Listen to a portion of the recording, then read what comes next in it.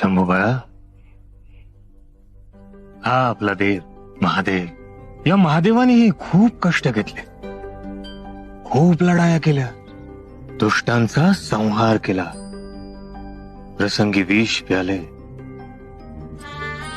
आणि ते पचवले देखील. आणि म्हणून लोक सुखी झाले. आम्ही देखील तेच करायला चाललो आहोत.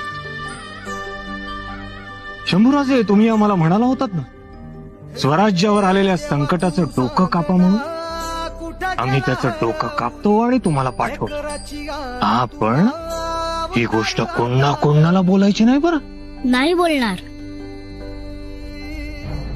शूर अबांचे शूर बच्चे. कुठं गेला हरवली लेकराची गाण तुला अवतार आता तरी. Download ShareChat.